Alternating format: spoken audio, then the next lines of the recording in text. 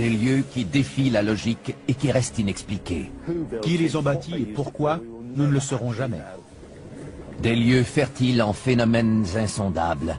Trop d'avions et de bateaux ont carrément disparu. Le mystère entourant ces sites nous hante et nous confond. Si ce n'est pas un animal, qu'est-ce que c'est? Restez avec nous alors que nous allons faire le décompte des 10 endroits les plus mystérieux au monde.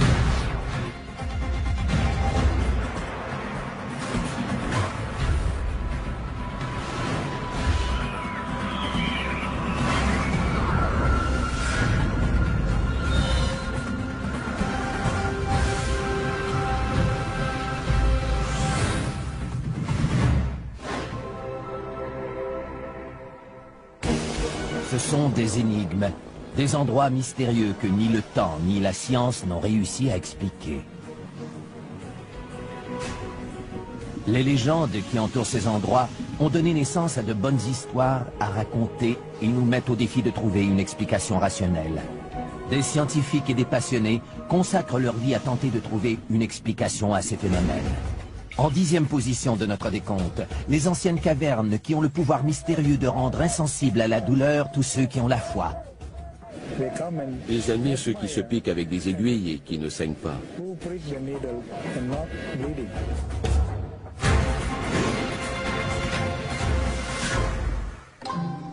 Trois anciennes cavernes de chaux se trouvent près de la capitale de la Malaisie, Kuala Lumpur.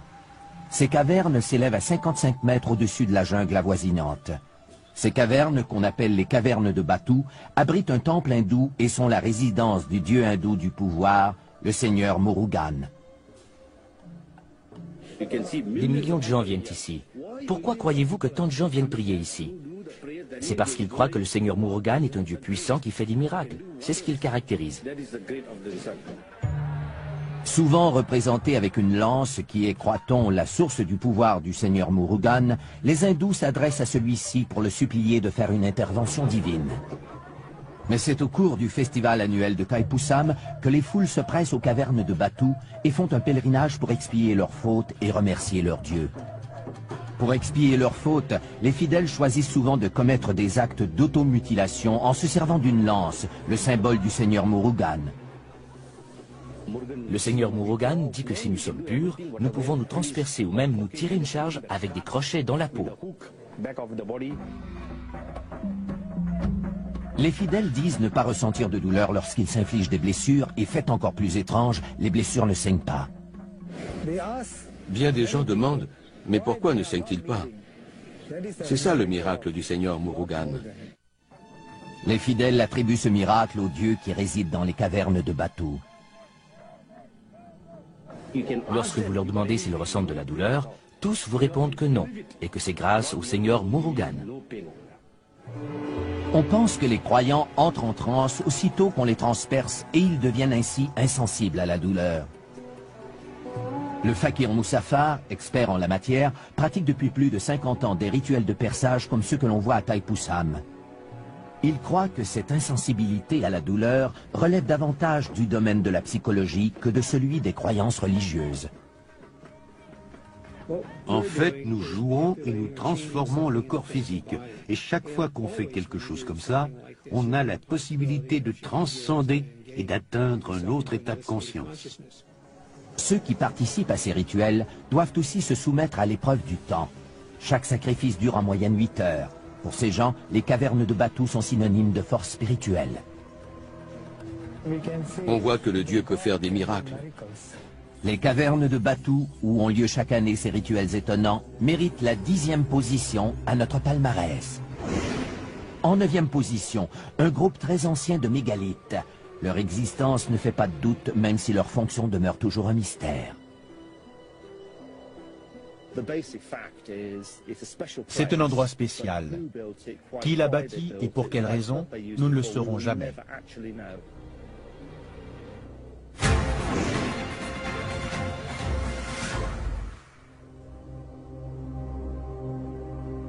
Une énigme très ancienne dont nous n'avons pas la clé. L'étrange groupe de piliers préhistoriques que l'on connaît sous le nom de Stonehenge se dresse, silencieux, dans la campagne anglaise depuis 3500 ans. On a dit qu'ils provenaient de l'espace, que c'était un calendrier solaire ou mathématique construit par les Égyptiens. Ce que l'on sait, c'est que ce projet gigantesque a débuté il y a plus de 5000 ans et qu'on en a mis 1500 à le compléter. Des générations s'y sont succédées et ont érigé ces pierres qui pèsent jusqu'à 35 tonnes. Les pierres ont été transportées par l'homme. Les plus grosses proviennent de Marlborough Downs, qui se trouve à 30 km au nord. Les plus petites, connues sous le nom de pierres bleues, proviennent du pays de Galles occidentale, à plus de 320 km d'ici. On ignore quelles routes ont été empruntées et comment les pierres ont été transportées jusqu'ici. Nous n'avons pas d'informations.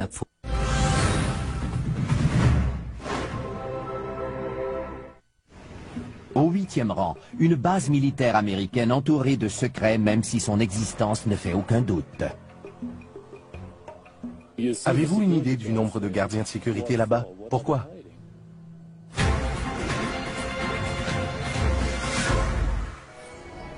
Dans le désert au nord de Las Vegas, existe un espace aérien militaire avec un accès limité de 1500 km². La base militaire qui porte aujourd'hui le nom de Groom Lake Test Facility est mieux connue sous le nom de Zone 51. Tapi au fond de ces collines inhospitalières, l'endroit est si secret que les intrus sont avertis qu'ils risquent la mort s'ils pénètrent dans ces lieux. Malgré des mesures et des dispositifs de sécurité imposants, le gouvernement américain nie l'existence de ce lieu depuis 50 ans. Jusqu'à tout récemment, le gouvernement était réticent à reconnaître que des expériences étaient menées à cet endroit. Steve Aftergood est analyste à la Fédération des scientifiques américains, une organisation qui se consacre à la diffusion d'informations confidentielles. Les Américains sont de nature rébarbative quant aux secrets qui entourent certaines choses. Pourquoi veulent-ils garder le secret? Ont-ils quelque chose à cacher? La zone 51 doit sa réputation au mystère entourant un événement insolite qui s'est déroulé à Roswell, au Nouveau-Mexique. Le 8 juillet 1947, les militaires annoncent que les restes d'une soucoupe volante écrasée ont été récupérés. Quelques heures plus tard, la nouvelle est démentie. Ce qu'on pensait être une soucoupe volante était en fait un ballon météorologique. Le démenti du gouvernement est perçu comme une tentative d'étouffer l'affaire. L'affaire Roswell, à cette époque, a fait beaucoup de bruit. Selon moi, le scénario le plus plausible est que s'il y a vraiment eu un écrasement de soucoupe, je suis sûr qu'ils ont fait analyser les débris sur place à Groom Lake afin d'intégrer cette nouvelle technologie à nos connaissances en aérodynamique.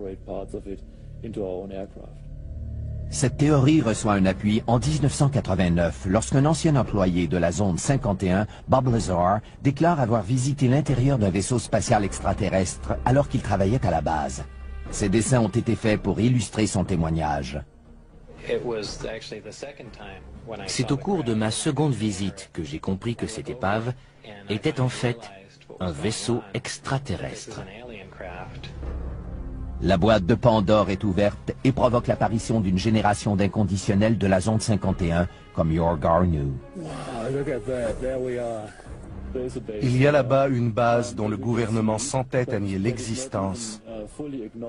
Et en réalité, on n'en sait absolument rien. Malgré que la base soit entourée par plus de 35 000 hectares de terre appartenant à l'armée, les montagnes des alentours offrent une vue imprenable sur la base secrète.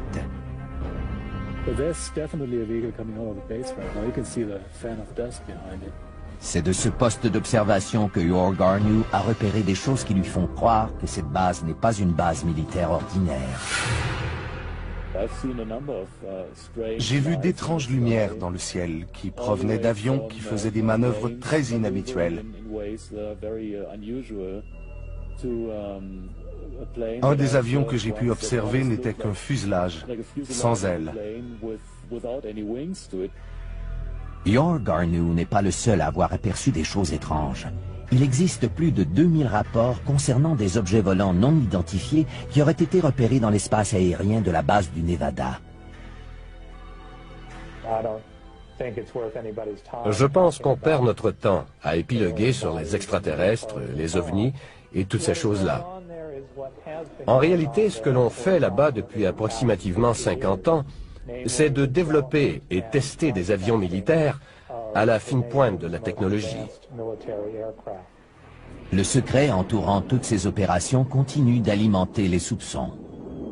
Je ne peux ni confirmer ni infirmer l'existence d'un vaisseau spatial extraterrestre. Je pense que les fonctionnaires peuvent tirer une leçon de cette histoire. Si c'est trop secret pour en justifier l'existence au peuple américain, cela signifie que ces mesures sont tout simplement trop secrètes. Pour avoir réussi à mystifier les Américains pendant un demi-siècle, la Zone 51 vole jusqu'à la 8e position de notre palmarès.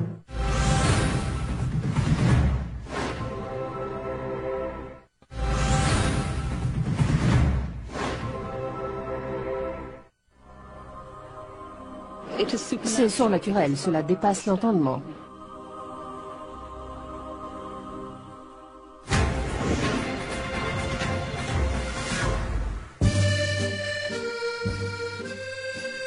Niché au pied des Pyrénées dans le sud-ouest de la France, se trouve le sanctuaire de Notre-Dame de Lourdes. Tous les ans, plus de 6 millions de malades et d'infirmes y font un pèlerinage en espérant un miracle. J'ai été témoin d'une foule de petits miracles qui se sont produits ici. Les gens disaient, c'est une coïncidence, mais c'était plus qu'une coïncidence. Le premier miracle se produit tôt au printemps de 1858, lorsque les Soubirous, de pauvres fermiers, envoient leur fille Bernadette, âgée de 14 ans, chercher du bois dans la forêt. Bernadette a enlevé ses chaussures pour traverser le ruisseau et aller dans la grotte pour trouver du bois. Elle a entendu un bruit comme un souffle de vent. Elle n'a rien ressenti, n'a rien vu, mais lorsqu'elle a relevé la tête, elle a vu la Vierge Marie dans une crevasse. Bernadette rapporte qu'au cours des 5 mois suivants, la mystérieuse dame de la grotte lui apparaît 17 fois. La dame demande à Bernadette de dire au prêtre de faire de ce lieu un lieu de recueillement et d'y construire une chapelle. Le curé de la paroisse, pas très enthousiaste, lui dit que si cette dame voulait une église, elle devait d'abord se faire connaître. Bernadette retourne donc à la grotte et lorsque la dame lui apparaît, elle lui demande « Quel est votre nom ?» Et elle lui répond « Je suis l'Immaculée Conception ». Le curé enquête sur les apparitions et 4 ans plus tard, il consent à ce qu'une chapelle soit construite sur les lieux. Cette chapelle sera nommée le sanctuaire de Notre-Dame de Lourdes.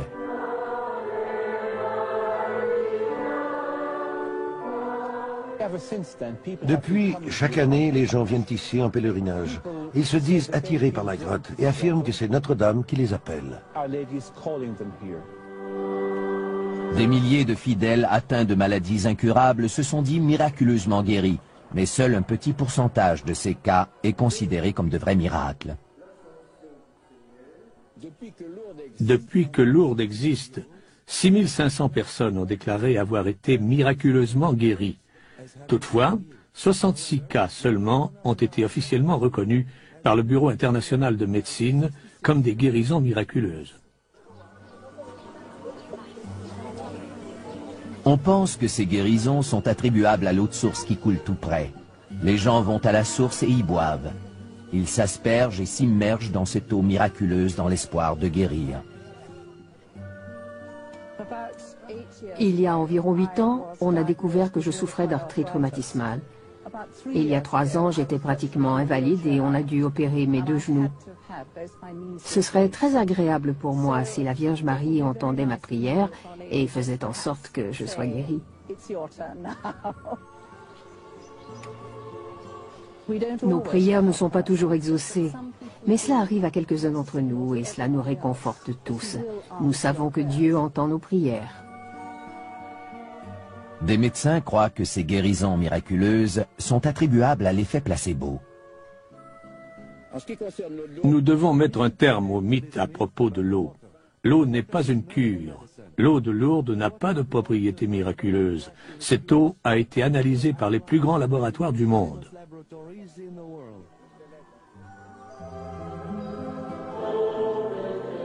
C'est peut-être vrai au point de vue scientifique, mais la foi des fidèles n'est pas remise en question pour autant.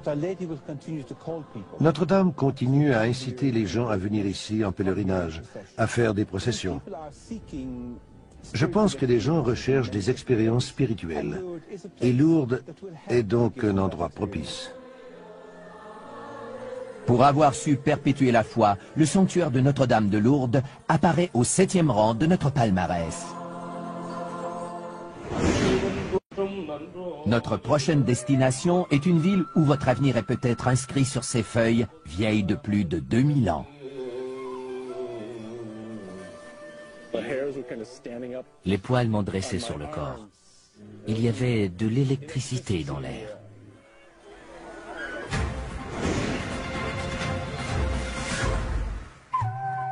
Il y a environ 2000 ans, à l'époque du Christ, 7 sages indiens appelés les Saptirashi ont écrit sur des feuilles de palmier les grandes lignes de la vie de toutes les personnes qui vivent sur la terre. 1200 ans plus tard, les feuilles sont découvertes dans un temple de la ville de Vaishti-Varankoil, l'épicentre de l'astrologie situé dans le sud de l'Inde. C'est ici que vivent les liseurs de Nadi, des astrologues qui depuis 600 ans utilisent les anciens écrits sanscrits pour prédire l'avenir et connaître le passé. Vous ne pouvez lire les feuilles qu'ici. Ce n'est pas pareil si vous apportez les feuilles ailleurs pour les lire.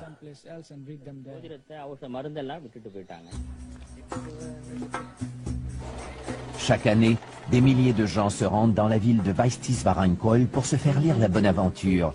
Mais seuls quelques heureux élus verront leurs souhaits exaucés. C'est écrit dans les feuilles de Nadi que seulement les gens choisis pourront se faire lire l'avenir.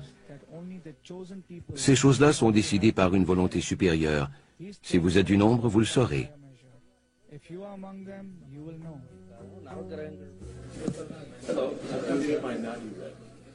Robert Bruce est un écrivain et un musicien américain qui s'est rendu dans le sud de l'Inde pour savoir s'il faisait partie des élus. Se servant de l'empreinte du pouce de Bruce, les liseurs de Nadi consultent des millions de feuilles à la recherche de celle qui a été écrite pour lui il y a 2000 ans. Je viens ici avec un esprit ouvert. Si j'apprends quelque chose sur ma personne ou sur le monde qui m'entoure, je serai très heureux.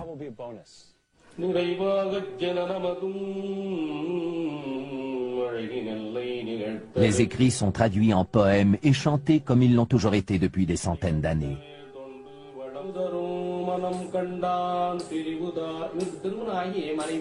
You got married but divorced your wife. Yeah. You got married and divorced. You are a music director by profession. That's right. Yeah. Phillips is your father name. Yes. Felix, yeah, that's Felix correct. That's correct. That's correct. Evelyn. You talk about my mother? Yeah. You got it. That's the Nadi man. That's it. You got it. Your age is 47. 47 running. 47. That's me. You are going to establish an educational institution related to music and use music as an instrument to heal the people by composing the new musical notes. And your face, just your face will become familiar to all almost. La lecture dure 1 heure. Ça a été une expérience extraordinaire. Ils m'ont dit le nom des membres de ma famille, m'ont parlé de mes intérêts qui tournent autour de l'argent. Ce qui m'a le plus renversé, ce sont leurs prédictions d'avenir. Apprendre que ces rêves se réaliseront est une chose terrifiante. Les feuilles parlent aussi de leur propre avenir. Les liseurs de Nadi ont lu dans les feuilles de palmier que d'ici 100 ans, toutes les feuilles vont devenir noires et ne pourront plus jamais être lues. En attendant ce jour fatidique, la ville de Vaishti-Varankoil demeure un endroit où des forces mystérieuses sont à l'œuvre. Je pense que l'on doit accepter l'expérience pour ce qu'elle est, sans la faire passer à travers nos filtres rationnels. Pour avoir dévoilé le scénario secret de la vie des gens, la ville indienne de Vaishti-Varankoil se hisse à la 6e position de notre palmarès.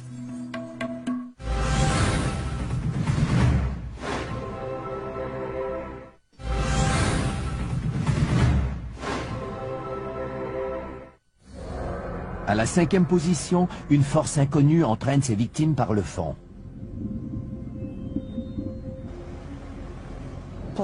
Les avions ont disparu sans laisser de traces dans cette région. Personne ne sait pourquoi.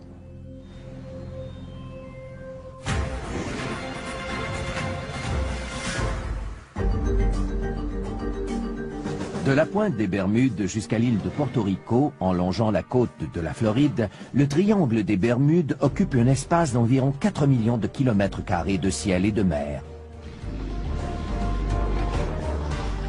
Depuis 50 ans, des escadrons entiers d'avions, un nombre incalculable de bateaux sont disparus dans cette zone, pour la plupart sans laisser de traces. Trop d'avions et d'embarcations ont disparu pour que ce soit une coïncidence. Au siècle dernier, il y en a eu 300.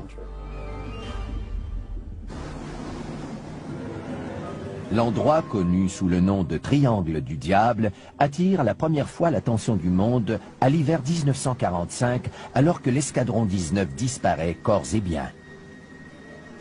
Le vol 19 était un escadron de 5 bombardiers Avenger Torpedo.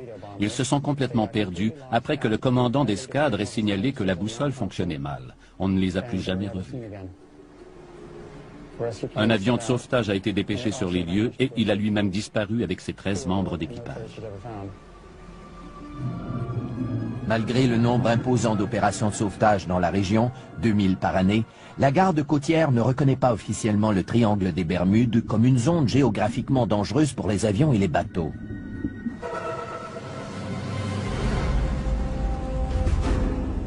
Pour le pilote José Maldonado Torres, le triangle des Bermudes sera à la hauteur de sa triste réputation. Le 28 juin 1980, José et son copilote quittent la République dominicaine et mettent le cap sur Porto Rico.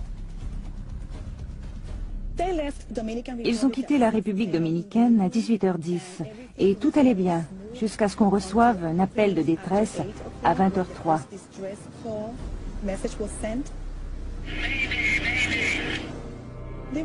Ils essayaient d'entrer en contact avec la tour de contrôle de Porto Rico. Ils ont seulement réussi à entrer en communication avec un appareil de la flotte Iberia, le vol 976, qui volait vers l'Espagne en provenance de Saint-Domingue.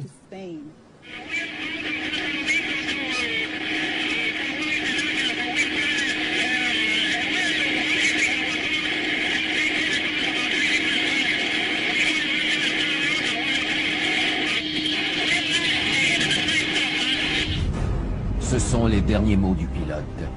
Quelques minutes plus tard, l'avion disparaît sans laisser de traces.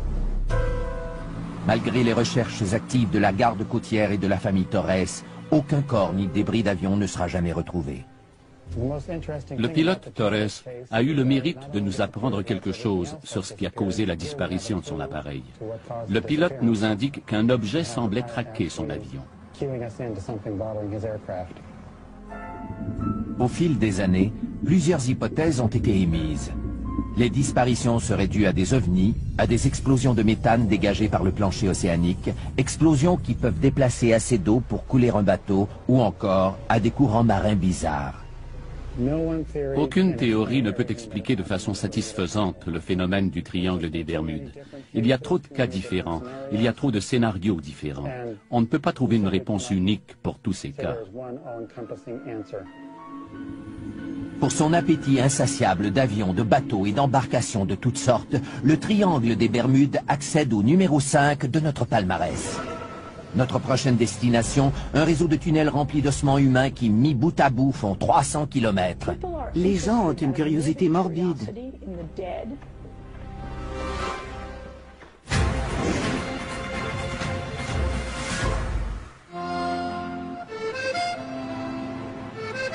Sous les rues animées de Paris reposent les restes de 7 millions de personnes dans la quiétude et l'humidité des catacombes.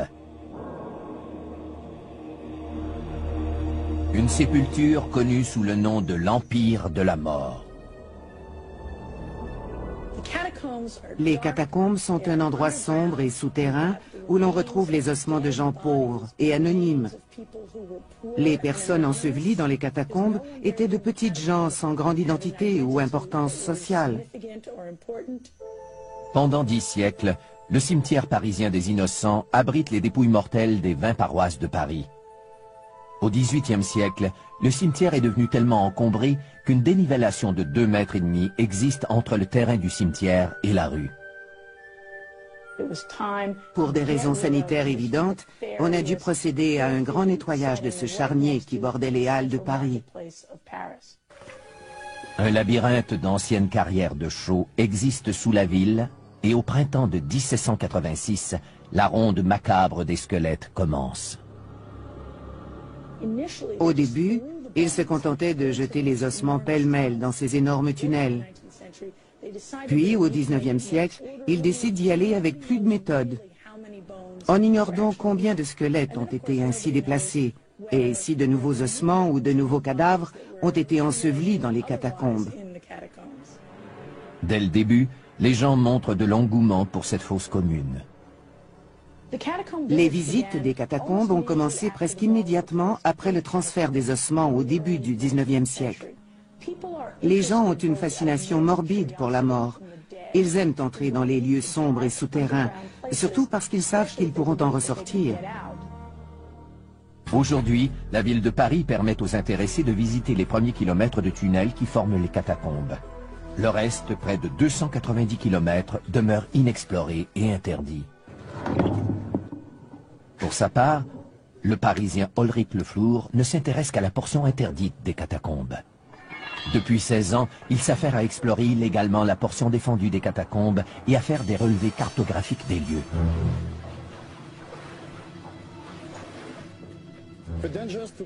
Les dangers qui guettent un amateur de catacombes sont nombreux. Le premier est d'être pincé par la police et le second d'être tué par un ébouli lorsque nous creusons pour élargir un tunnel.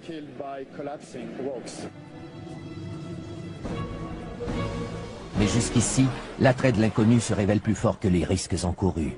Des amateurs de plus en plus nombreux, évalués à plus de 1000, estiment que leur devoir est d'explorer et de protéger les catacombes pour les générations futures. C'est notre but. En faisant ce que nous faisons, nous cherchons à nous assurer que ces lieux seront davantage protégés qu'ils ne le sont aujourd'hui. Dans les catacombes, il existe des endroits qui restent inexplorés, qui sont en dehors du circuit touristique. L'histoire nous a toujours confrontés à des mystères inhabituels et non résolus. Si des gens passent plus de temps dans les catacombes, ils peuvent trouver de nouvelles façons de réfléchir sur la relation des vivants avec la mort, au XIXe siècle et même de nos jours. En tant qu'extraordinaire sanctuaire de la mort, les catacombes se feraient un passage jusqu'à la 4e position de notre palmarès.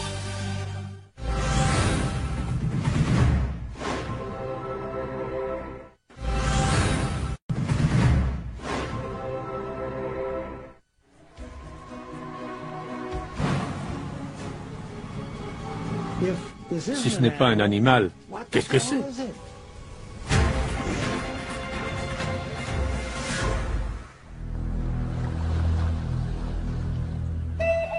Au cœur des montagnes d'Écosse, on retrouve un plan d'eau qui s'étend sur une distance de 38 km et qui recouvre une faille sismique d'une profondeur de 250 mètres. Ce plan d'eau s'appelle le Loch Ness. C'est l'endroit idéal où peuvent se cacher des créatures monstrueuses. Robert Rines, un diplômé du MIT, a conçu le système radar de dépistage pour le missile Patriot.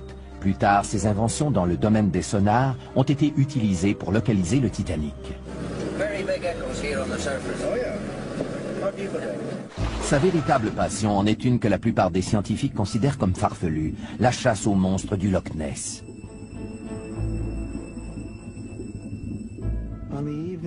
Le soir du 23 juin 1972, jamais je n'oublierai cette date, j'ai vu cette immense forme arrondie qui émergeait des eaux calmes. La bête avait la peau grise, tachetée de brun. Elle s'est rendue dans la baie, s'est retournée et a plongé. Si ce n'est pas un animal, qu'est-ce que c'est? Il y a 65 millions d'années, des reptiles géants comme le plésiosaure vivaient dans l'eau. Depuis, ces monstres marins ont disparu de la planète. Mais est-ce bien sûr? Il y a 17 000 ans, le Loch Ness était un immense cube de glace. Si les plésiosaures y habitent aujourd'hui, ils auraient dû contourner les icebergs pour y accéder. Et toutes les recherches scientifiques n'ont rien trouvé. Pas une seule carcasse, ni poids, ni os, rien. Quant aux photos, aucune ne fait l'unanimité. Dans les années 30, une première photo du monstre, affectueusement surnommé Nessie, fera le tour du monde avant qu'on s'aperçoive qu'il s'agissait d'un trucage. Dans les années qui suivent, un nombre record d'apparitions du monstre sera enregistré. À ce jour, les preuves les plus sérieuses proviennent de Robert Rines et de son équipe de chercheurs. Nos caméras automatiques sous-marines sont programmées pour prendre des photos à intervalles réguliers. Nous les avons installées dans la baie où nous avions aperçu la silhouette. Sur l'une d'entre elles, on a vu ce qui m'apparaît incontestable, soit le ventre d'un animal à long cou. On peut même percevoir le contour des yeux et de la bouche.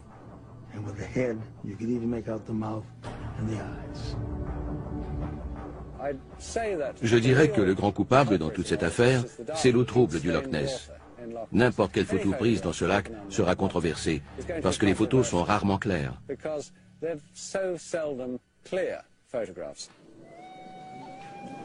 Adrian Shine, un naturaliste de la région, sillonne ces eaux mystérieuses depuis presque aussi longtemps que Robert Rines. Il a trouvé une explication rationnelle à presque toutes les apparitions du monstre, qui se chiffrent aujourd'hui à plus de 1000.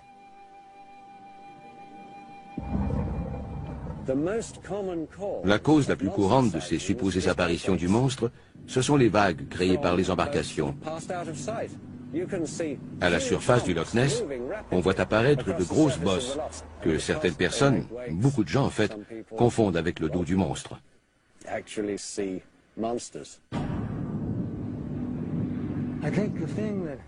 Ce qui me pousse à rester dans la course, c'est que d'abord, je ne pense pas que je sois assez stupide pour mal juger ce que j'ai observé de mes propres yeux. J'aimerais prouver à ceux qui disent que c'est impossible qu'ils se trompent. J'aimerais les voir mordre la poussière.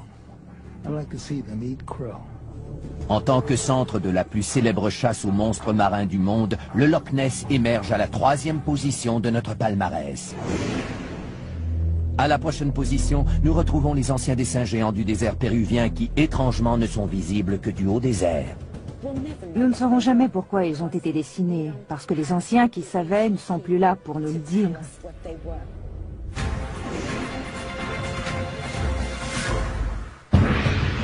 Dans la vallée, au creux des Andes, on peut apercevoir d'immenses dessins d'animaux et des motifs géométriques gravés au sol. Ces dessins, longs de près de 2 km, ont été créés par le peuple Nazca il y a plus de 2000 ans.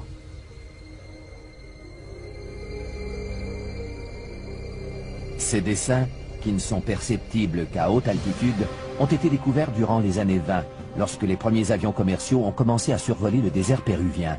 Depuis ce premier jour, le monde se questionne sur le sens et le but de ces dessins. Il existe une foule de théories concernant les lignes de Nazca qui vont des plus sensées aux plus farfelues. Certains croient qu'elles auraient été faites par des extraterrestres. Ce sont les mêmes qui disent qu'elles pointent vers les étoiles, que les lignes de Nazca, ces géoglyphes géants, sont le plus grand livre d'astronomie du monde.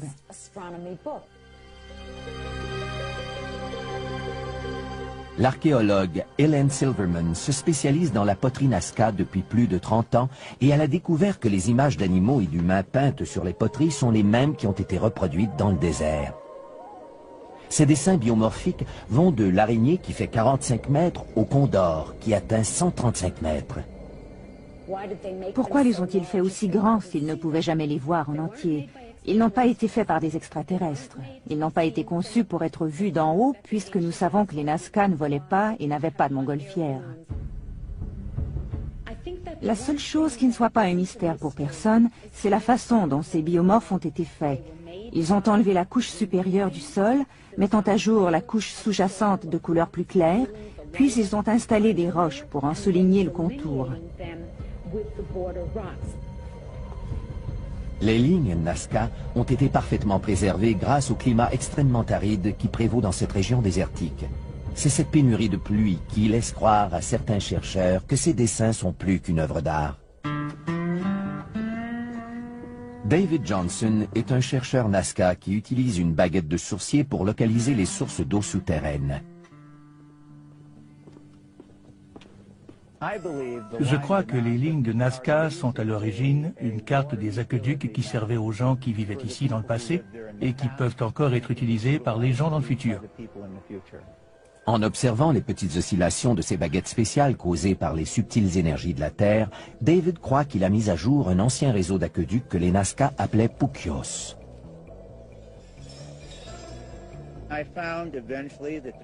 J'ai constaté que les trapézoïdes sont localisés exactement au-dessus de l'endroit où l'eau se concentre dans la couche aquifère. Les triangles, localisés tout près ou sur les trapézoïdes, marquent l'endroit précis où se trouve la faille.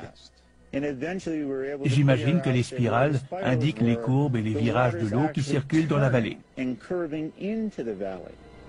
La théorie de Johnson, qui veut que les lignes soient une carte de réseau d'aqueducs, n'explique pas les 70 dessins de plantes et d'animaux disséminés à travers la vallée. Les lignes de Nazca resteront toujours une énigme. Pourquoi cette échelle, cette dimension, toute cette magnificence, et dans quel but précis ont-elles été tracées? Pour avoir converti le sol aride du désert en galerie d'art ancien, les lignes de Nazca sont à jamais gravées à la 2e position de notre palmarès.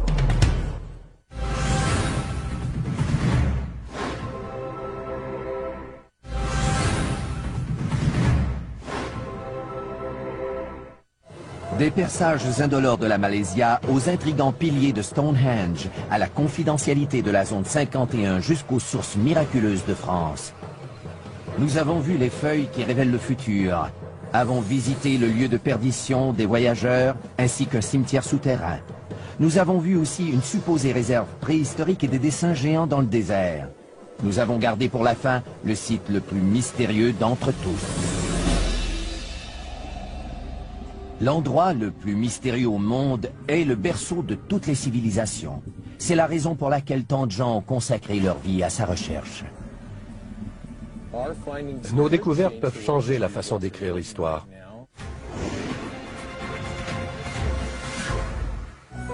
En l'an 350 avant Jésus-Christ, le philosophe Platon écrit sur ce monde utopique qu'il appelle l'Atlantide. Les habitants de ce continent mythique, d'où l'océan Atlantique tire son nom, sont décrits par Platon comme faisant partie d'une civilisation très avancée. À son apogée, l'Atlantide était un pays magnifique. Sa société était très évoluée. Dans ses écrits, Platon nous dit aussi que l'avidité et la soif de pouvoir auront finalement raison des habitants de l'Atlantide et que la vengeance des dieux sera terrible. Des volcans et des tremblements de terre détruiront le continent qui disparaît dans l'océan.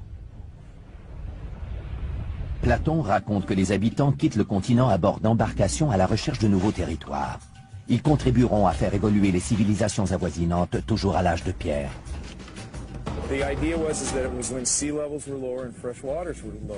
Le célèbre archéologue marin Michael Fort accompagne ses étudiants dans le golfe du Mexique à la recherche d'artefacts pouvant confirmer la migration des habitants de l'Atlantide.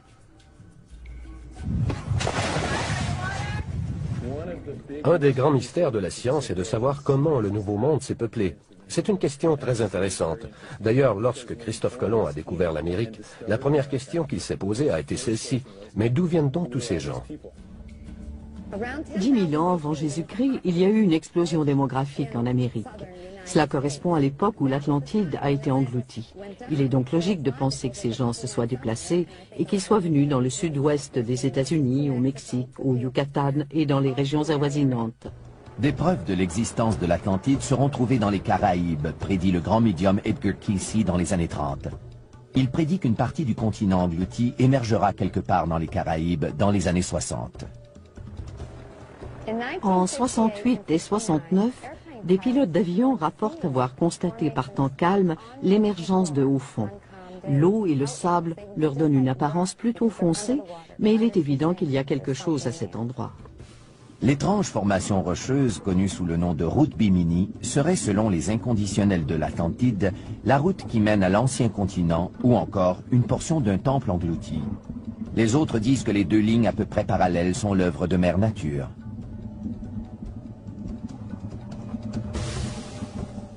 Ce sont des roches carrées qui ressemblent à des pierres taillées.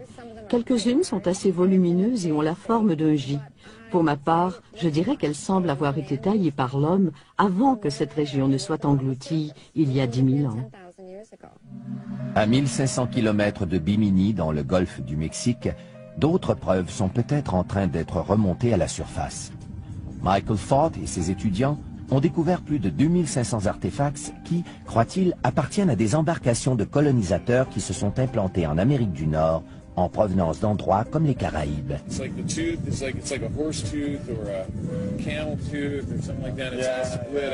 A-t-on trouvé des preuves de la migration des habitants de l'Atlantide, ou plutôt des renseignements précieux sur les Paléo-Indiens, les premiers habitants connus d'Amérique? Est-ce que les Paléo-Indiens avaient des occupations côtières, des bateaux, un style de vie que nous ignorions parce que les preuves avaient été submergées? Ils sont peut-être venus sur le continent suite à une migration. C'est la grande question qu'il faut se poser et c'est une question à laquelle nous ne pouvons pas répondre maintenant. Reste à savoir si les écrits de Platon sur l'Atlantide étaient une leçon d'histoire ou simplement une fable visant à mettre en garde les civilisations futures de la fragile existence de l'homme.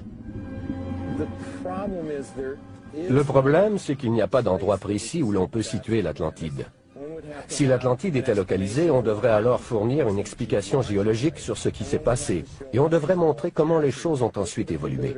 La plupart des gens qui s'intéressent à l'Atlantide ne s'intéressent pas à la préhistoire, et la plupart des gens qui s'intéressent à la préhistoire ne se préoccupent pas de l'Atlantide. Pour avoir confondu les scientifiques comme les historiens, le continent englouti de l'Atlantide mérite la première position à notre palmarès des endroits les plus mystérieux au monde. Ces lieux imprégnés de mystère nous mettent au défi de trouver la clé de l'énigme. Ils sont là pour nous rappeler que même si l'homme fait des bonds de géant dans sa compréhension du monde qui l'entoure, il existera toujours des lieux dont il ne percera jamais entièrement le mystère.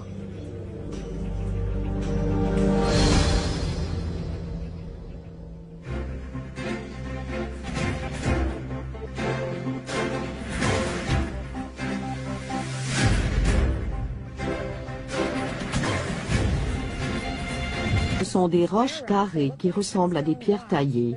Quelques-unes sont assez volumineuses et ont la forme d'un J. Pour ma part, je dirais qu'elles semblent avoir été taillées par l'homme avant que cette région ne soit engloutie il y a 10 000 ans.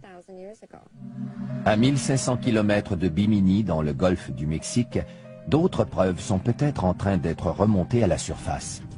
Michael Fort et ses étudiants ont découvert plus de 2500 artefacts qui, croient-ils, appartiennent à des embarcations de colonisateurs qui se sont implantés en Amérique du Nord en provenance d'endroits comme les Caraïbes.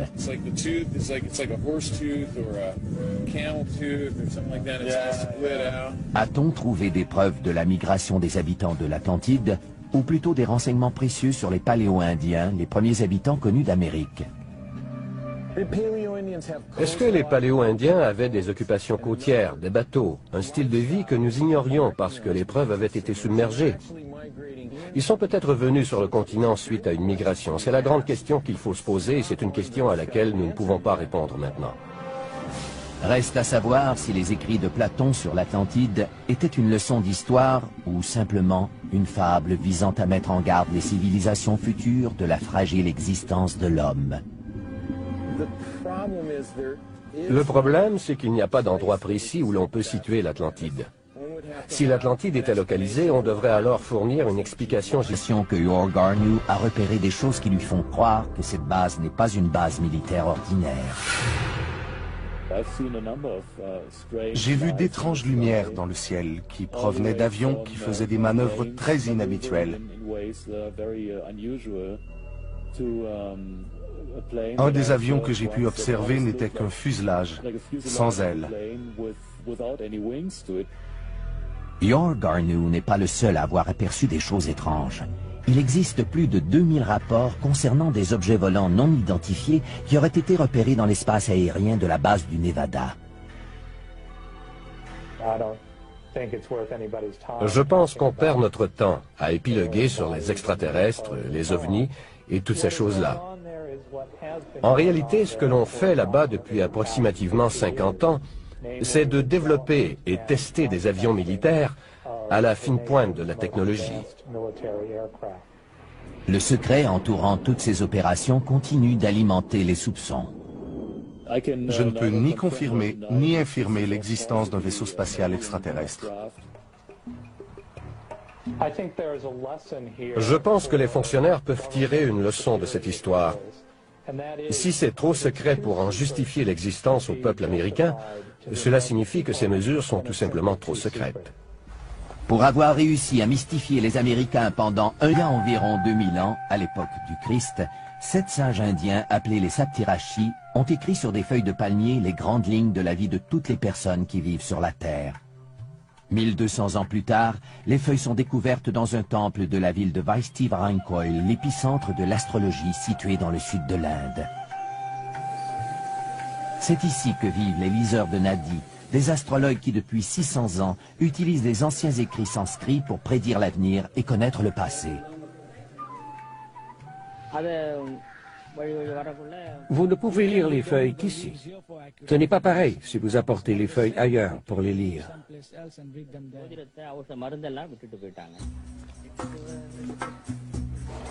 Chaque année, des milliers de gens se rendent dans la ville de Vaistisvarankoil pour se faire lire la bonne aventure, mais seuls quelques heureux élus verront leur souhait exaucé. C'est écrit dans les feuilles de Nadi que seulement les gens choisis pourront se faire lire l'avenir. Ces choses-là sont décidées par une volonté supérieure. Si vous êtes du nombre, vous le saurez.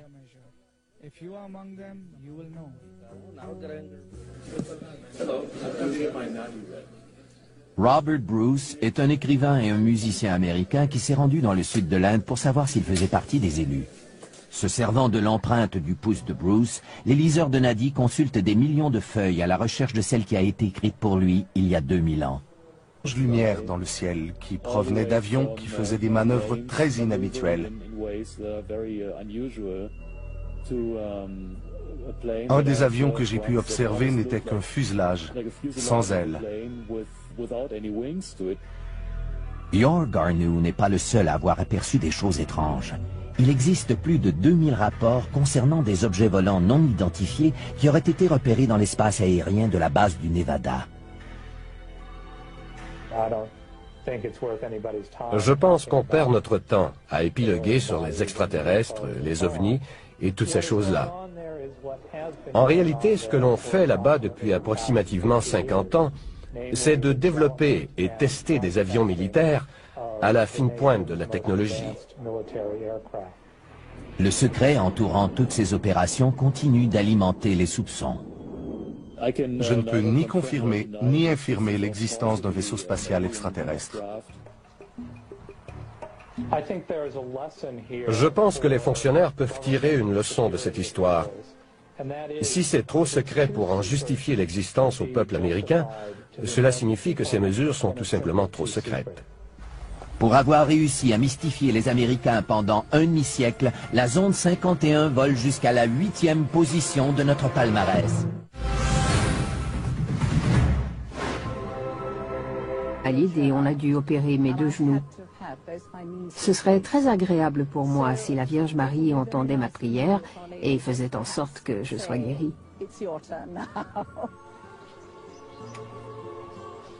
Nos prières ne sont pas toujours exaucées, mais cela arrive à quelques-uns d'entre nous et cela nous réconforte tous. Nous savons que Dieu entend nos prières. Des médecins croient que ces guérisons miraculeuses sont attribuables à l'effet placebo. Nous devons mettre un terme au mythe à propos de l'eau. L'eau n'est pas une cure. L'eau de Lourdes n'a pas de propriété miraculeuse. Cette eau a été analysée par les plus grands laboratoires du monde.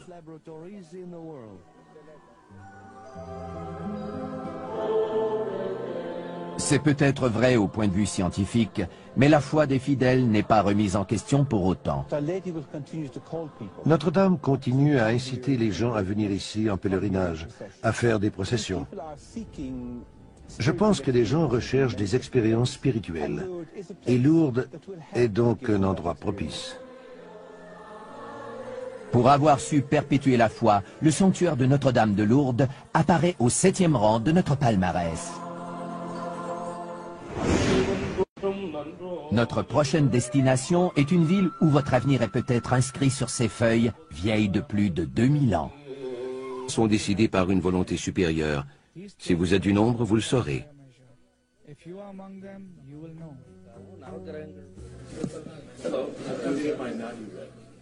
Robert Bruce est un écrivain et un musicien américain qui s'est rendu dans le sud de l'Inde pour savoir s'il faisait partie des élus. Se servant de l'empreinte du pouce de Bruce, les liseurs de Nadi consultent des millions de feuilles à la recherche de celle qui a été écrite pour lui il y a 2000 ans. Je viens ici avec un esprit ouvert. Si j'apprends quelque chose sur ma personne ou sur le monde qui m'entoure, je serai très heureux.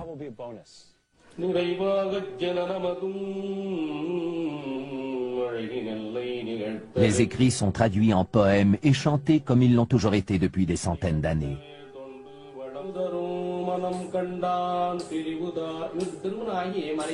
You got married but divorced your wife. Yeah. You got married Yeah. and divorced. You are a music director by profession. That's right. Yeah. Phillips is your father name. Yes. Felix. Yeah. That's Felix correct. is the That's correct. That's correct. E by Lynn.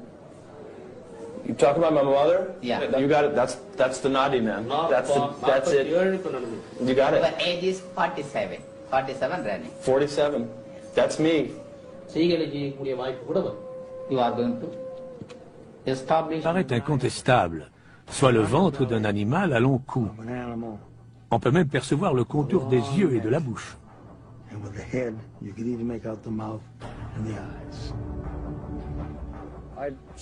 Je dirais que le grand coupable dans toute cette affaire, c'est l'eau trouble du Loch Ness.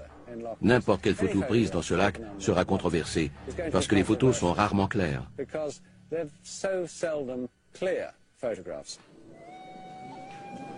Adrian Shine, un naturaliste de la région, sillonne ces eaux mystérieuses depuis presque aussi longtemps que Robert Rines. Il a trouvé une explication rationnelle à presque toutes les apparitions du monstre, qui se chiffrent aujourd'hui à plus de 1000.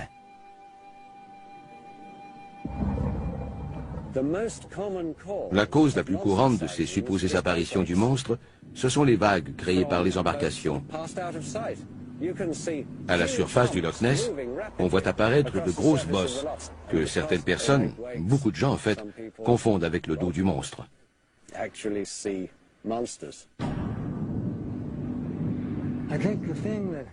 Ce qui me pousse à rester dans la course, c'est que d'abord, je ne pense pas que je sois assez stupide pour mal juger ce que j'ai observé de mes propres yeux. J'aimerais prouver à ceux qui disent que c'est impossible qu'ils se trompent. J'aimerais les voir mordre la poussière. Opérer mes 2 genoux. Ce serait très agréable pour moi si la Vierge Marie entendait ma prière et faisait en sorte que je sois guérie.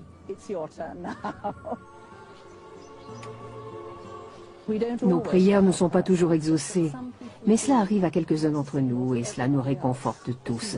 Nous savons que Dieu entend nos prières.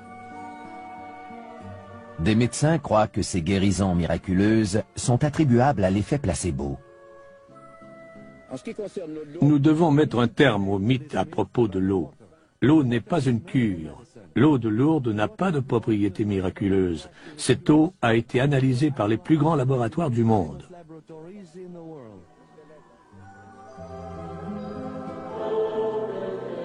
C'est peut-être vrai au point de vue scientifique, mais la foi des fidèles n'est pas remise en question pour autant. Notre-Dame continue à inciter les gens à venir ici en pèlerinage, à faire des processions. Je pense que les gens recherchent des expériences spirituelles. Et Lourdes est donc un endroit propice.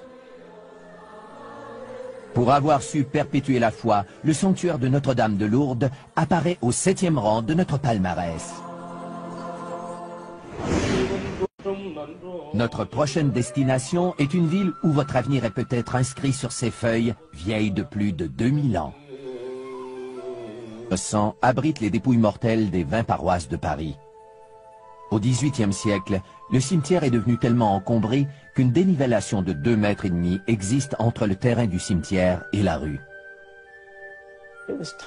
Pour des raisons sanitaires évidentes, on a dû procéder à un grand nettoyage de ce charnier qui bordait les halles de Paris. Un labyrinthe d'anciennes carrières de chaux existe sous la ville et au printemps de 1786, la ronde macabre des squelettes commence. Au début, ils se contentaient de jeter les ossements pêle-mêle dans ces énormes tunnels. Puis, au XIXe siècle, ils décident d'y aller avec plus de méthode. On ignore donc combien de squelettes ont été ainsi déplacés, et si de nouveaux ossements ou de nouveaux cadavres ont été ensevelis dans les catacombes. Dès le début, les gens montrent de l'engouement pour cette fosse commune. Les visites des catacombes ont commencé presque immédiatement après le transfert des ossements au début du XIXe siècle. Les gens ont une fascination morbide pour la mort. Ils aiment entrer dans les lieux sombres et souterrains, surtout parce qu'ils savent qu'ils pourront en ressortir. Aujourd'hui, la ville de Paris permet aux intéressés de visiter les premiers kilomètres de tunnels qui forment les catacombes. Le reste, près de 290 kilomètres, demeure inexploré et interdit.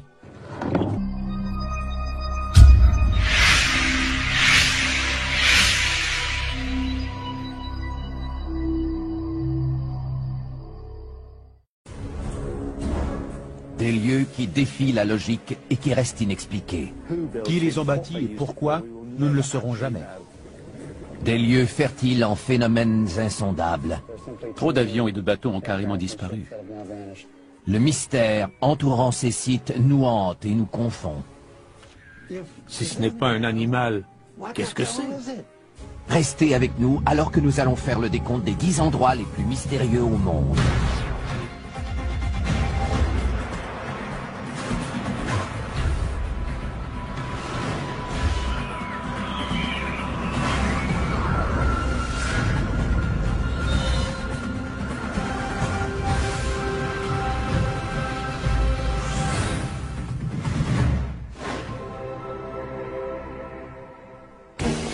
Ce sont des énigmes, des endroits mystérieux que ni le temps ni la science n'ont réussi à expliquer.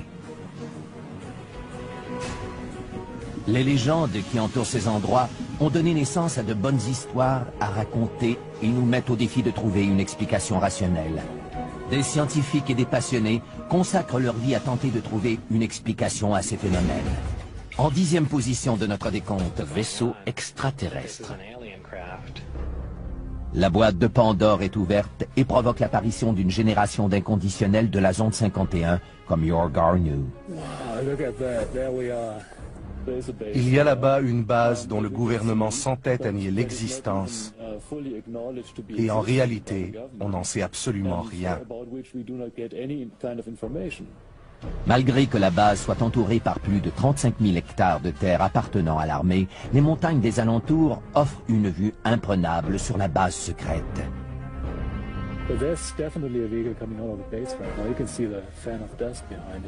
C'est de ce poste d'observation que Your Garnu a repéré des choses qui lui font croire que cette base n'est pas une base militaire ordinaire. J'ai vu d'étranges lumières dans le ciel qui provenaient d'avions qui faisaient des manœuvres très inhabituelles. Un des avions que j'ai pu observer n'était qu'un fuselage, sans ailes. Your Garnu n'est pas le seul à avoir aperçu des choses étranges. Il existe plus de 2000 rapports concernant des objets volants non identifiés qui auraient été repérés dans l'espace aérien de la base du Nevada. Je pense qu'on perd notre temps à épiloguer sur les extraterrestres, les ovnis et toutes ces choses-là. Qui ressemblent à des pierres taillées. Quelques-unes sont assez volumineuses et ont la forme d'un J. Pour ma part, je dirais qu'elles semblent avoir été taillées par l'homme avant que cette région ne soit engloutie il y a 10 000 ans. À 1500 km de Bimini, dans le golfe du Mexique, d'autres preuves sont peut-être en train d'être remontées à la surface. Michael Fott et ses étudiants ont découvert plus de 2500 artefacts qui, croient-ils, appartiennent à des embarcations de colonisateurs qui se sont implantés en Amérique du Nord en provenance d'endroits comme les Caraïbes.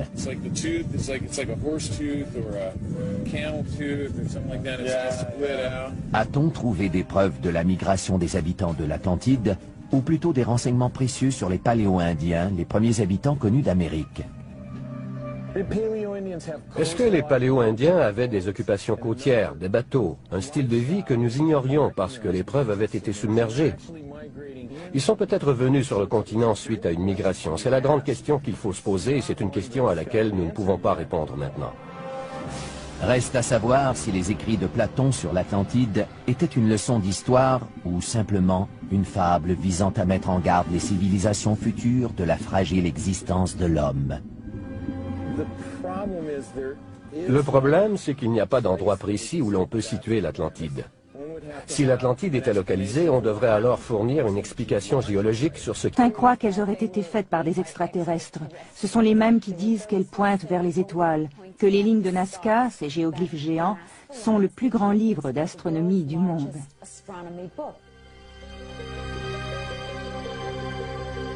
L'archéologue Helen Silverman se spécialise dans la poterie Nazca depuis plus de 30 ans et elle a découvert que les images d'animaux et d'humains peintes sur les poteries sont les mêmes qui ont été reproduites dans le désert.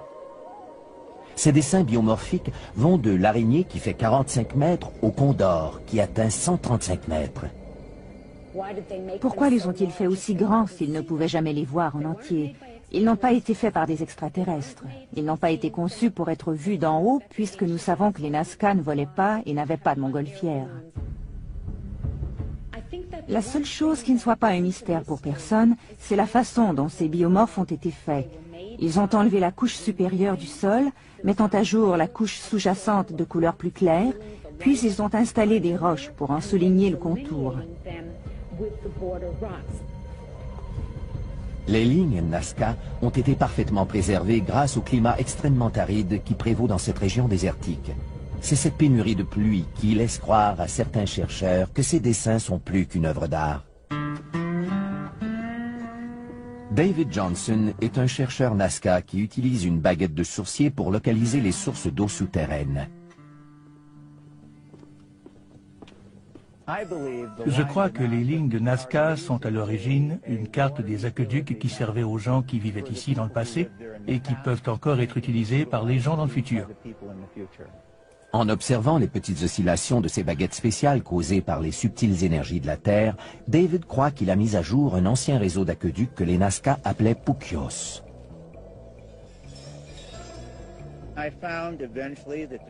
J'ai constaté que les trapézoïdes sont localisés exactement au-dessus de l'endroit où l'eau se concentre dans la couche aquifère. Les triangles, localisés tout près ou sur les trapézoïdes, marquent l'endroit précis où se trouve la faille. J'imagine que les spirales indiquent les courbes et les virages de l'eau qui circulent dans la vallée. La théorie de Johnson, qui veut que les lignes soient une carte de réseau d'aqueducs, n'explique pas les 70 dessins de plantes et d'animaux disséminés à travers la vallée. Les lignes de Nazca resteront toujours une énigme.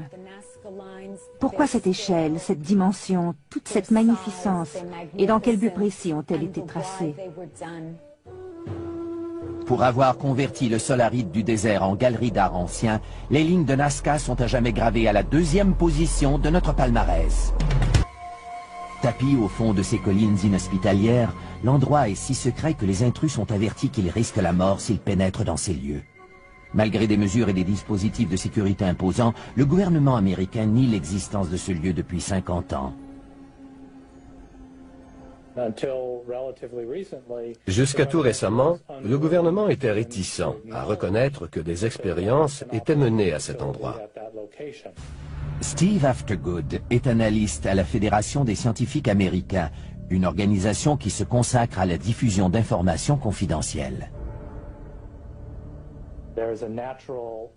Les Américains sont de nature rébarbative quant aux secrets qui entourent certaines choses. Pourquoi veulent-ils garder le secret? Ont-ils quelque chose à cacher? La zone 51 doit sa réputation au mystère entourant un événement insolite qui s'est déroulé à Roswell, au Nouveau-Mexique. Le 8 juillet 1947, les militaires annoncent que les restes d'une soucoupe volante écrasée ont été récupérés. Quelques heures plus tard, la nouvelle est démentie. Ce qu'on pensait être une soucoupe volante était en fait un ballon météorologique. Le démenti du gouvernement est perçu comme une tentative d'étouffer l'affaire. L'affaire Roswell, à cette époque, a fait beaucoup de bruit. Selon moi, le scénario le plus plausible est que s'il y a vraiment eu un écrasement de soucoupe, je suis sûr qu'ils ont fait analyser les débris sur place à Groom Lake afin d'intégrer cette nouvelle technologie à nos connaissances en aérodynamique.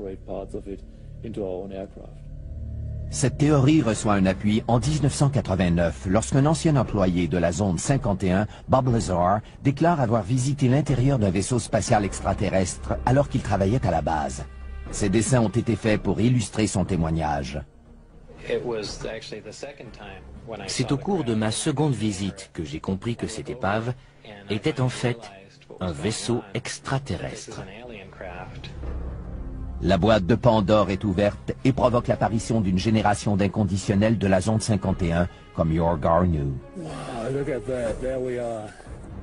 Il y a là-bas une base dont le gouvernement s'entête à nier l'existence. Et en réalité, on n'en sait absolument rien. Malgré que la base soit entourée par plus de 35 000 hectares de terre appartenant à l'armée, les montagnes des alentours offrent une vue imprenable sur la base secrète.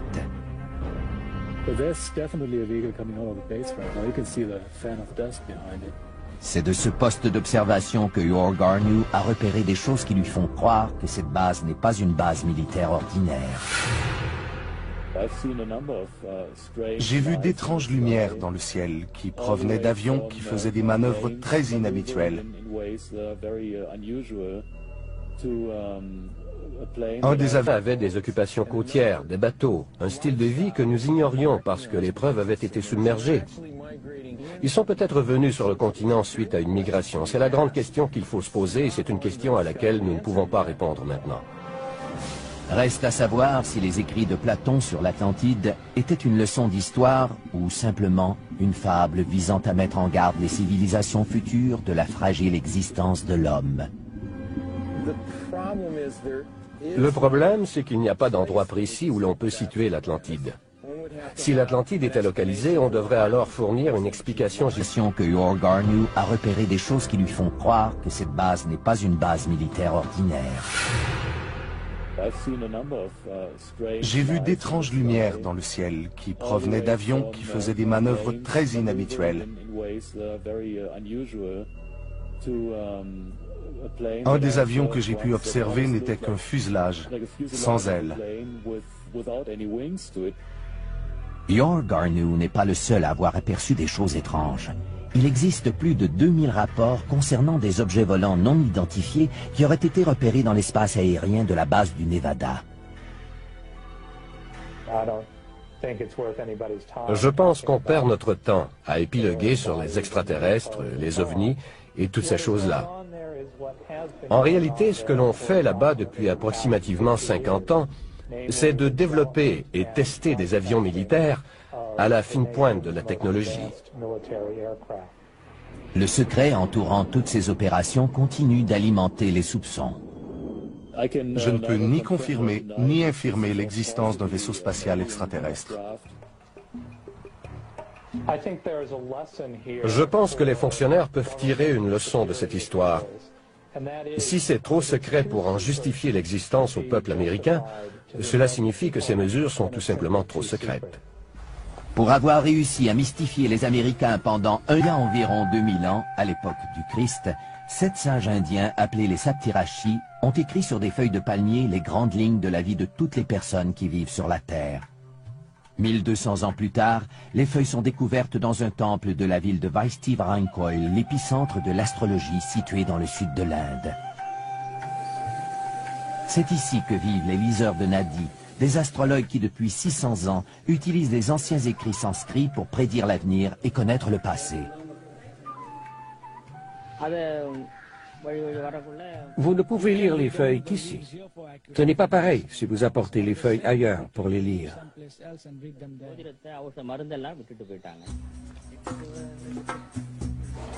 Chaque année, des milliers de gens se rendent dans la ville de Vaishti-Varankoil pour se faire lire la bonne aventure, Mais seul à la 5e position, une force inconnue entraîne ses victimes par le fond.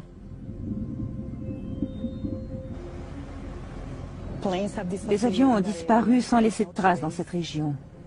Personne ne sait pourquoi.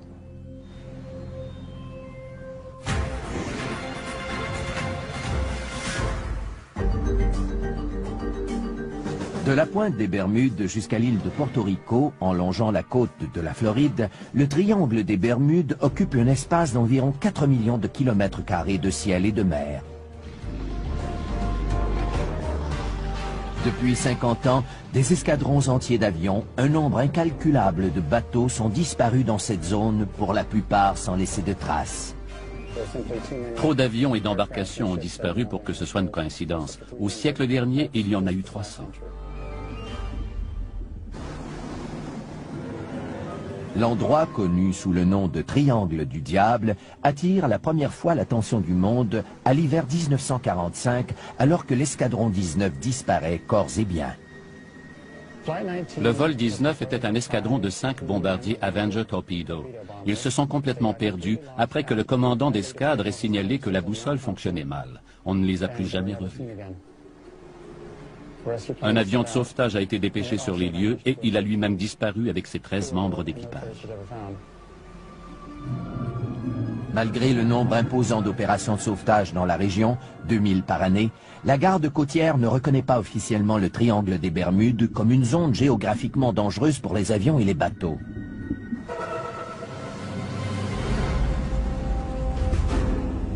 Pour le pilote José Maldonado Torres, le triangle des Bermudes sera à la hauteur de sa triste réputation.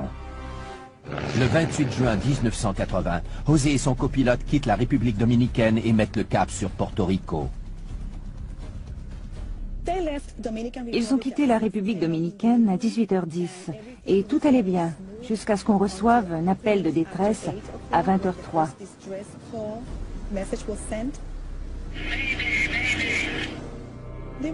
Ils essayaient d'entrer en contact avec la tour de contrôle de Porto Rico. Ils ont seulement réussi à entrer en communication avec un appareil de la flotte Iberia, le vol 976, qui volait vers l'Espagne en provenance de Saint-Domingue.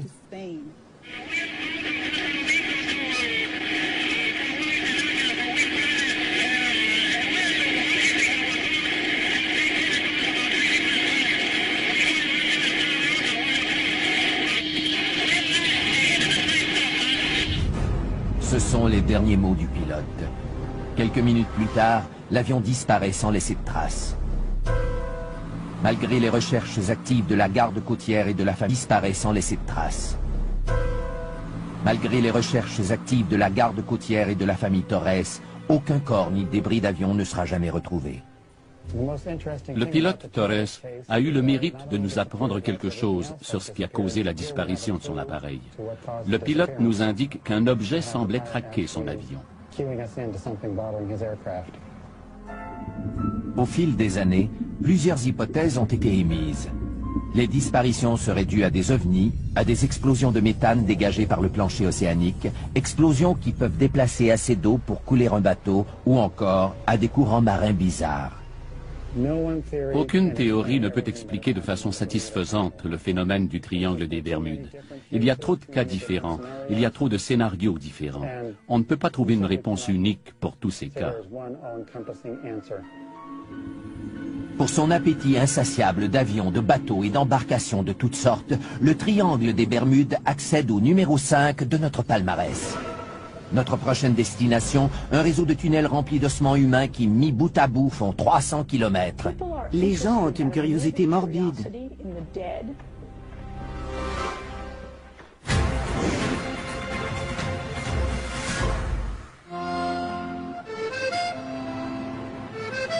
Sous les rues animées de Paris reposent les restes de 7 millions de personnes dans la quiétude et l'humidité des catacombes. Une sépulture connue sous le nom de l'Empire de la Mort.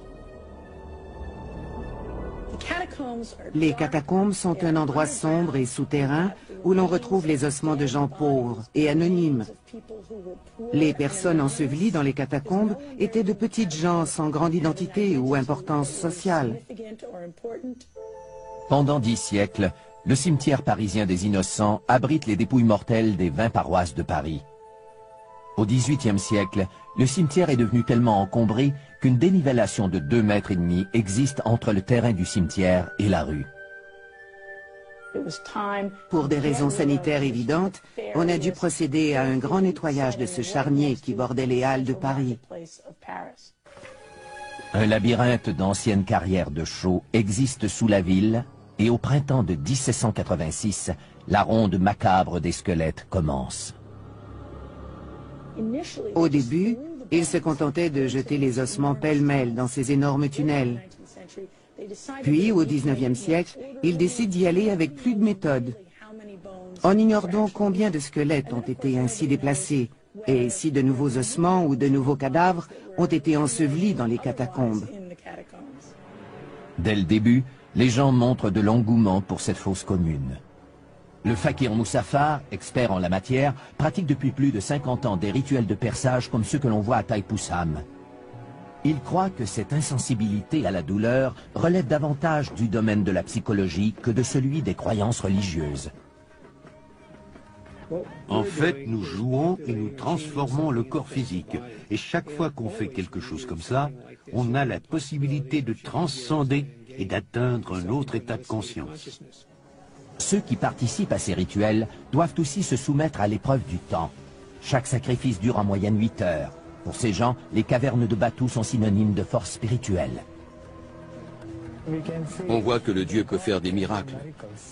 Les cavernes de Batou, où ont lieu chaque année ces rituels étonnants, méritent la 10e position à notre palmarès. En 9e position, un groupe très ancien de mégalithes. Leur existence ne fait pas de doute, même si leur fonction demeure toujours un mystère. C'est un endroit spécial. Qui l'a bâti et pour quelle raison, nous ne le saurons jamais.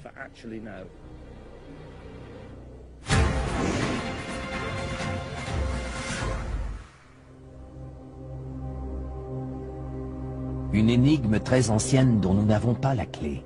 L'étrange groupe de piliers préhistoriques que l'on connaît sous le nom de Stonehenge se dresse, silencieux, dans la campagne anglaise depuis 3500 ans. On a dit qu'il provenait de l'espace, que c'était un calendrier solaire ou mathématique construit par les Égyptiens.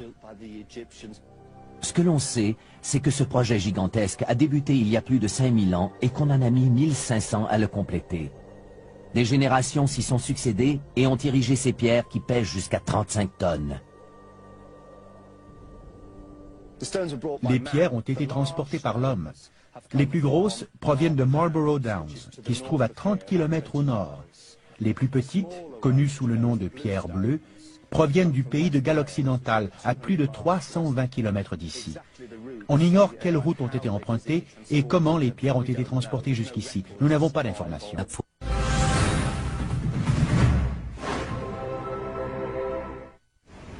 Au 8e rang, une base militaire américaine entourée de secrets même si son existence ne fait aucun doute. Avez-vous une idée du nombre de gardiens de sécurité là-bas? Pourquoi?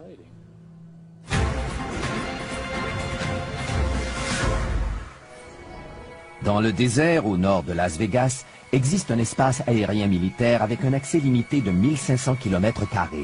La base militaire qui porte aujourd'hui le nom de Groom Lake Test Facility est mieux connue sous le nom de Zone 51. Tapi au fond de ces collines inhospitalières, l'endroit...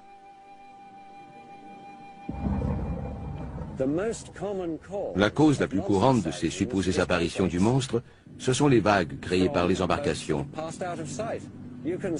À la surface du Loch Ness, on voit apparaître de grosses bosses que certaines personnes, beaucoup de gens en fait, confondent avec le dos du monstre.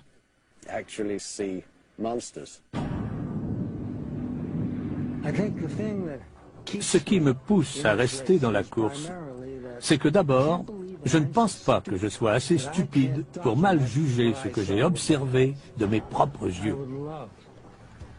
J'aimerais prouver à ceux qui disent que c'est impossible qu'ils se trompent. J'aimerais les voir mordre la poussière. En tant que centre de la plus célèbre chasse aux monstres marins du monde, le Loch Ness émerge à la 3e position de notre palmarès.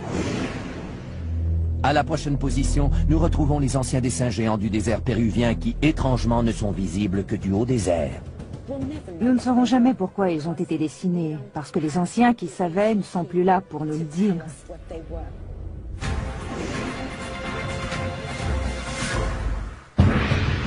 Dans la vallée, au creux des Andes, on peut apercevoir d'immenses dessins d'animaux et des motifs géométriques gravés au sol.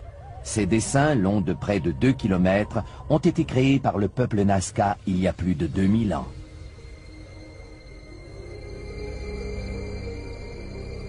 Ces dessins, qui ne sont perceptibles qu'à haute altitude, ont été découverts durant les années 20, lorsque les premiers avions commerciaux ont commencé à survoler le désert péruvien.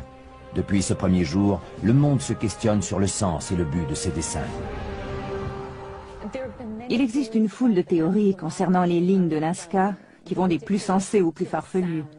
Certains croient qu'elles auraient été faites par des extraterrestres. Ce sont les mêmes qui disent qu'elles pointent vers les étoiles, que les lignes de Nazca, ces géoglyphes géants, sont le plus grand livre d'astronomie du monde.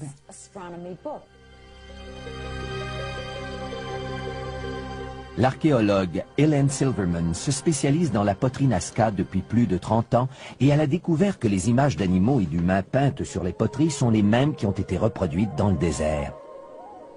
Ces dessins biomorphiques vont de l'araignée qui fait 45 mètres au condor qui atteint 135 mètres. Pourquoi les ont-ils fait aussi grands s'ils ne pouvaient jamais les voir en entier? Ils n'ont pas été faits par des extraterrestres. Ils n'ont pas été conçus pour être vus d'en haut, puisque nous savons que les Nazca ne volaient pas et n'avaient pas de montgolfière. La seule chose qui ne soit pas un mystère pour personne, c'est la façon dont ces biomorphes ont été faits. Ils ont enlevé la couche supérieure du sol, mettant à jour la couche sous-jacente de couleur plus claire, puis ils ont... Les anciennes cavernes qui ont le pouvoir mystérieux de rendre insensibles à la douleur tous ceux qui ont la foi. Ils admirent ceux qui se piquent avec des aiguilles et qui ne saignent pas.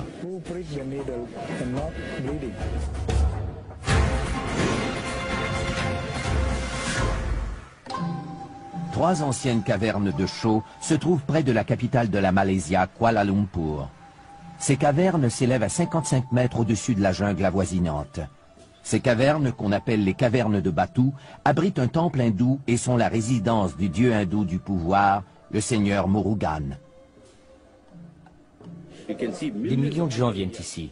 Pourquoi croyez-vous que tant de gens viennent prier ici? C'est parce qu'ils croient que le seigneur Murugan est un dieu puissant qui fait des miracles. C'est ce qu'il caractérise. Souvent représenté avec une lance qui est, croit-on, la source du pouvoir du seigneur Murugan, les hindous s'adressent à celui-ci pour le supplier de faire une intervention divine. Mais c'est au cours du festival annuel de Thaipusam que les foules se pressent aux cavernes de Batu et font un pèlerinage pour expier leurs fautes et remercier leur Dieu. Pour expier leurs fautes, les fidèles choisissent souvent de commettre des actes d'automutilation en se servant d'une lance, le symbole du seigneur Murugan. Le seigneur Murugan dit que si nous sommes purs, nous pouvons nous transpercer ou même nous tirer une charge avec des crochets dans la peau. Les fidèles disent ne pas ressentir de douleur lorsqu'ils s'infligent des blessures et, fait encore plus étrange, les blessures ne saignent pas. Bien des gens demandent, mais pourquoi ne saignent-ils pas?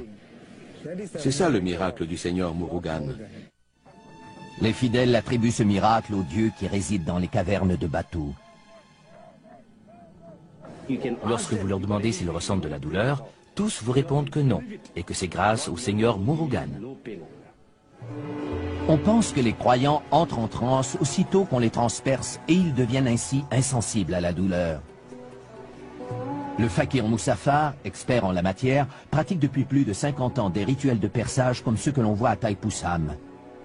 Il croit que cette insensibilité à la douleur relève davantage du domaine de la psychologie que de celui des croyances religieuses.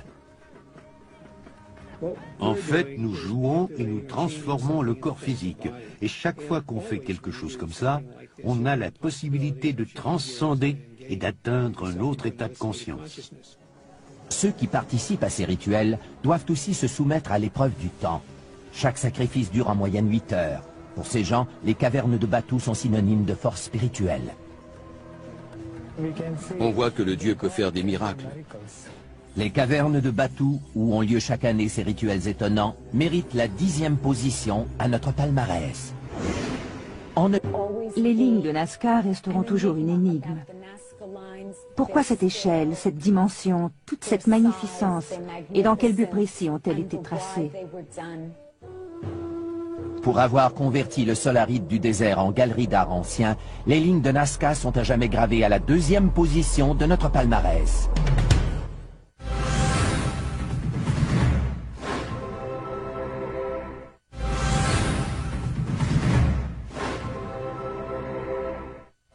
Des perçages indolores de la Malaysia aux intrigants piliers de Stonehenge, à la confidentialité de la zone 51 jusqu'aux sources miraculeuses de France.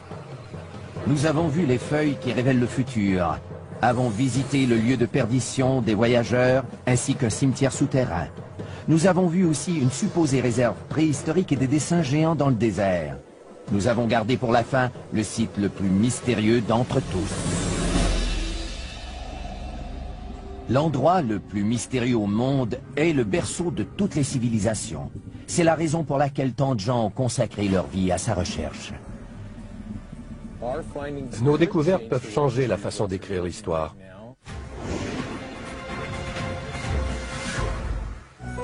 En l'an 350 avant Jésus-Christ, le philosophe Platon écrit sur ce monde utopique qu'il appelle l'Atlantide.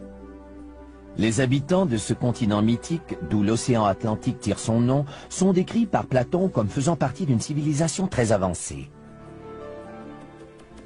À son apogée, l'Atlantide était un pays magnifique. Sa société était très évoluée. Dans ses écrits, Platon nous dit aussi que l'avidité et la soif de pouvoir auront finalement raison des habitants de l'Atlantide et que la vengeance des dieux sera terrible. Des volcans et des tremblements de terre détruiront le continent qui disparaît dans l'océan.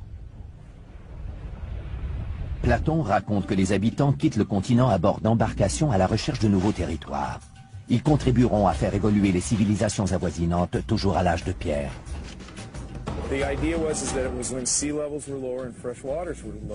Le célèbre archéologue marin Michael Fort accompagne ses étudiants dans le golfe du Mexique à la recherche d'artefacts pouvant confirmer la migration des habitants de l'Atlantide.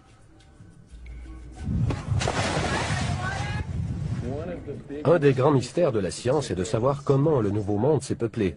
C'est une question très intéressante. D'ailleurs, lorsque Christophe Colomb a découvert l'Amérique, la première question qu'il s'est posée a été celle-ci. Mais d'où viennent donc tous ces gens? 10 000 ans avant Jésus-Christ, il y a eu une explosion démographique en Amérique. Cela correspond à l'époque où l'Atlantide a été engloutie. Il est donc logique de penser que ces gens se soient déplacés et qu'ils soient venus dans le sud-ouest des États-Unis, au Mexique, au Yukon. Au fil des années, plusieurs hypothèses ont été émises. Les disparitions seraient dues à des ovnis, à des explosions de méthane dégagées par le plancher océanique, explosions qui peuvent déplacer assez d'eau pour couler un bateau, ou encore à des courants marins bizarres. Aucune théorie ne peut expliquer de façon satisfaisante le phénomène du triangle des Bermudes. Il y a trop de cas différents, il y a trop de scénarios différents. On ne peut pas trouver une réponse unique pour tous ces cas. Pour son appétit insatiable d'avions, de bateaux et d'embarcations de toutes sortes, le triangle des Bermudes accède au numéro 5 de notre palmarès. Notre prochaine destination, un réseau de tunnels remplis d'ossements humains qui, mis bout à bout, font 300 km. Les gens ont une curiosité morbide.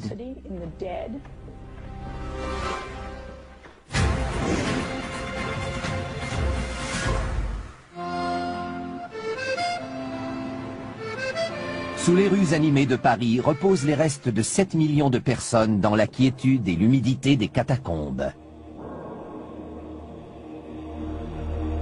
Une sépulture connue sous le nom de l'Empire de la Mort. Les catacombes sont un endroit sombre et souterrain où l'on retrouve les ossements de gens pauvres et anonymes. Les personnes ensevelies dans les catacombes étaient de petites gens sans grande identité ou importance sociale. Pendant 10 siècles, le cimetière parisien des Innocents abrite les dépouilles mortelles des 20 paroisses de Paris. Au XVIIIe siècle, le cimetière est devenu tellement encombré qu'une dénivellation de 2,5 mètres existe entre le terrain du cimetière et la rue. Pour des raisons sanitaires évidentes, on a dû procéder à un grand nettoyage de ce charnier qui bordait les halles de Paris. Un labyrinthe d'anciennes carrières de chaux existe sous la ville et au printemps de 1786, la ronde macabre des squelettes commence. Au début, ils se contentaient de jeter les ossements pêle-mêle dans ces énormes tunnels. Puis, au XIXe siècle, ils décident d'y aller avec plus de méthode. On ignore donc combien de squelettes ont été ainsi déplacés, et si de nouveaux ossements ou de nouveaux cadavres ont été ensevelis dans les catacombes.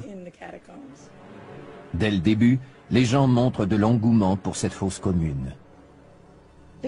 Les visites des catacombes ont commencé presque immédiatement après le transfert des ossements au début du XIXe siècle. Les gens ont une fascination morbide pour la mort. Ils aiment entrer dans les lieux sombres et souterrains, surtout parce qu'ils savent qu'ils pourront en ressortir. Aujourd'hui, la ville de Paris permet aux intéressés de visiter les premiers kilomètres de tunnels qui...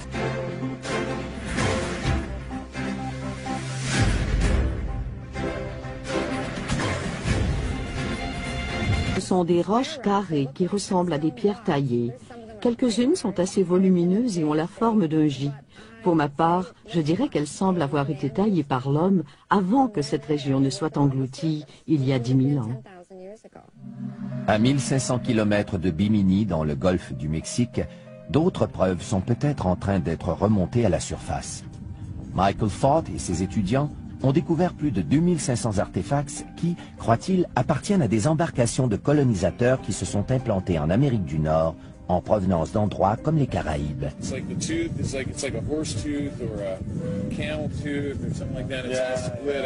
A-t-on trouvé des preuves de la migration des habitants de l'Atlantide, ou plutôt des renseignements précieux sur les Paléo-Indiens, les premiers habitants connus d'Amérique?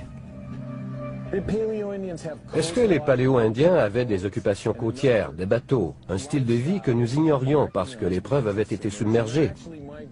Ils sont peut-être venus sur le continent suite à une migration. C'est la grande question qu'il faut se poser et c'est une question à laquelle nous ne pouvons pas répondre maintenant. Reste à savoir si les écrits de Platon sur l'Atlantide étaient une leçon d'histoire ou simplement une fable visant à mettre en garde les civilisations futures de la fragile existence de l'homme. Le problème, c'est qu'il n'y a pas d'endroit précis où l'on peut situer l'Atlantide. Si l'Atlantide était localisée, on devrait alors fournir une explication. Que Yor Garneau a repéré des choses qui lui font croire que cette base n'est pas une base militaire ordinaire. J'ai vu d'étranges lumières dans le ciel qui provenaient d'avions qui faisaient des manœuvres très inhabituelles.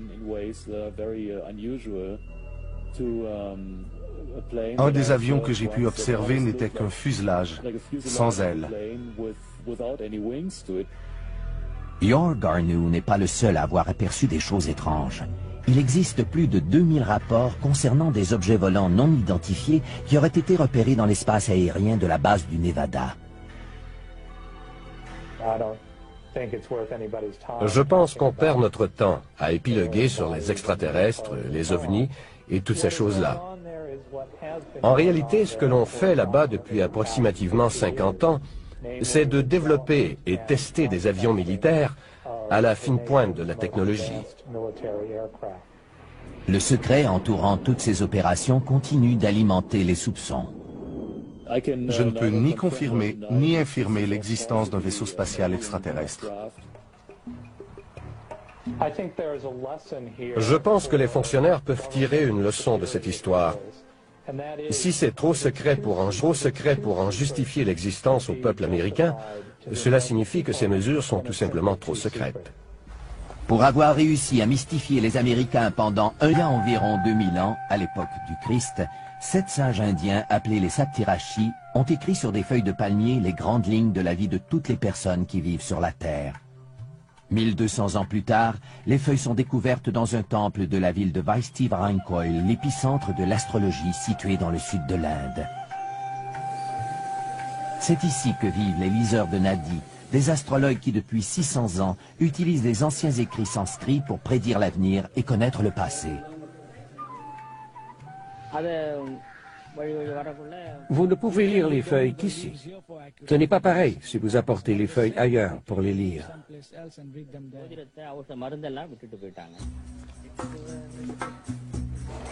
Chaque année, des milliers de gens se rendent dans la ville de Weistis-Varankoil pour se faire lire la bonne aventure. Mais seuls quelques heureux élus verront leur souhait exaucé. C'est écrit dans les feuilles de Nadi que seulement les gens choisis pourront se faire lire l'avenir. Ces choses-là sont décidées par une volonté supérieure. Si vous êtes du nombre, vous le saurez.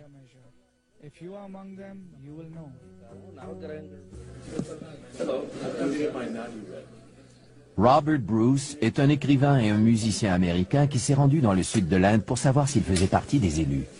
Se servant de l'empreinte du pouce de Bruce, les liseurs de Nadi consultent des millions de feuilles à la recherche de celle qui a été écrite pour lui il y a 2000 ans. Lumière dans le ciel qui provenait d'avions qui faisaient des manœuvres très inhabituelles. Un des avions que j'ai pu observer n'était qu'un fuselage, sans ailes. Yor Garneau n'est pas le seul à avoir aperçu des choses étranges. Il existe plus de 2000 rapports concernant des objets volants non identifiés qui auraient été repérés dans l'espace aérien de la base du Nevada. Je pense qu'on perd notre temps à épiloguer sur les extraterrestres, les ovnis et toutes ces choses-là. En réalité, ce que l'on fait là-bas depuis approximativement 50 ans, c'est de développer et tester des avions militaires à la fine pointe de la technologie.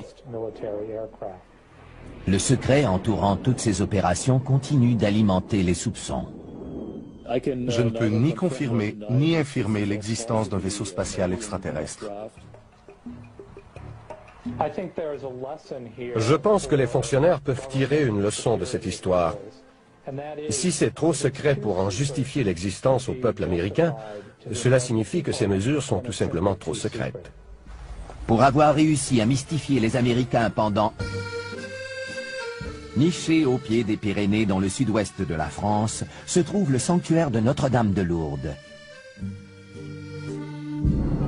Tous les ans, plus de 6 millions de malades et d'infirmes y font un pèlerinage en espérant un miracle. J'ai été témoin d'une foule de petits miracles qui se sont produits ici. Les gens disaient « c'est une coïncidence », mais c'était plus qu'une coïncidence. Le premier miracle se produit tôt au printemps de 1858, lorsque les Soubirous, de pauvres fermiers, envoient leur fille Bernadette, âgée de 14 ans, chercher du bois dans la forêt.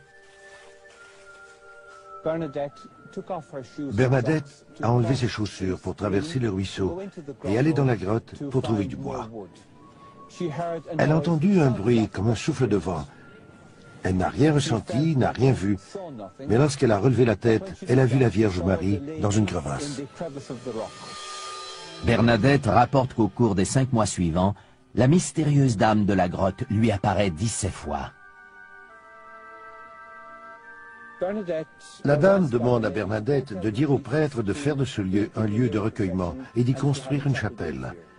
Le curé de la paroisse, pas très enthousiaste, lui dit que si cette dame voulait une église, elle devait d'abord se faire connaître. Bernadette retourne donc à la grotte et lorsque la dame lui apparaît, elle lui demande « Quel est votre nom ?» Et elle lui répond « Je suis l'Immaculée Conception ». Le curé enquête sur les apparitions et 4 ans plus tard, il consent à ce qu'une chapelle soit construite sur les lieux. Cette chapelle sera nommée le sanctuaire de Notre-Dame de Lourdes.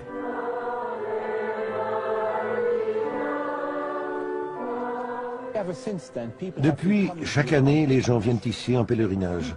Ils se disent attirés par la grotte et affirment que c'est Notre-Dame qui les appelle.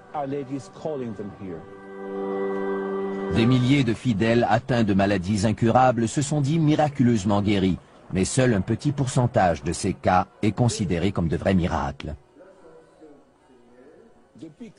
Depuis que Lourdes existe, 6500 personnes ont déclaré avoir été miraculeusement guéries. Toutefois, 66 cas seulement ont été officiellement reconnus par le Bureau international de médecine comme des guérisons miraculeuses. On pense que ces guérisons sont attribuables à l'eau de source qui coule tout près. Les gens vont à la source et y boivent. Ils s'aspergent et s'immergent dans cette eau miraculeuse dans l'espoir de guérir. Il y a environ 8 ans, on a découvert que je souffrais d'arthrite rhumatismale. Et il y a 3 ans, j'étais pratiquement invalide et on a dû opérer mes 2 genoux. Sont découvertes dans un temple de la ville de Vaishti-Varankoil, l'épicentre de l'astrologie situé dans le sud de l'Inde. C'est ici que vivent les liseurs de Nadi, des astrologues qui depuis 600 ans utilisent les anciens écrits sanscrits pour prédire l'avenir et connaître le passé. Vous ne pouvez lire les feuilles qu'ici. Ce n'est pas pareil si vous apportez les feuilles ailleurs pour les lire.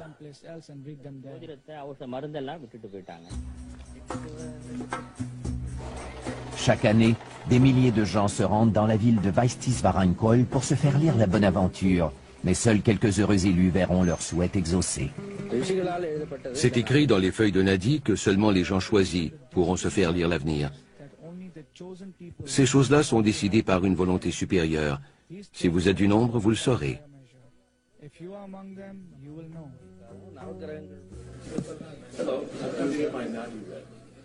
Robert Bruce est un écrivain et un musicien américain qui s'est rendu dans le sud de l'Inde pour savoir s'il faisait partie des élus. Se servant de l'empreinte du pouce de Bruce, les liseurs de Nadi consultent des millions de feuilles à la recherche de celle qui a été écrite pour lui il y a 2000 ans. Lumière dans le ciel qui provenait d'avions qui faisaient des manœuvres très inhabituelles. Un des avions que j'ai pu observer n'était qu'un fuselage, sans ailes. Yor Garnu n'est pas le seul à avoir aperçu des choses étranges. Il existe plus de 2000 rapports concernant des objets volants non identifiés qui auraient été repérés dans l'espace aérien de la base du Nevada. Je pense qu'on perd notre temps à épiloguer sur les extraterrestres, les ovnis et toutes ces choses-là. En réalité, ce que l'on fait là-bas depuis approximativement 50 ans, c'est de développer et tester des avions militaires à la fine pointe de la technologie.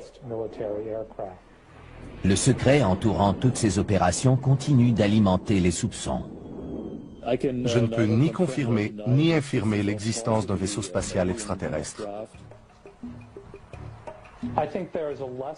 Je pense que les fonctionnaires peuvent tirer une leçon de cette histoire. Si c'est trop secret pour en justifier l'existence au peuple américain, cela signifie que ces mesures sont tout simplement trop secrètes. Pour avoir réussi à mystifier les Américains pendant un demi-siècle, la zone 51 vole jusqu'à la 8e position de notre palmarès.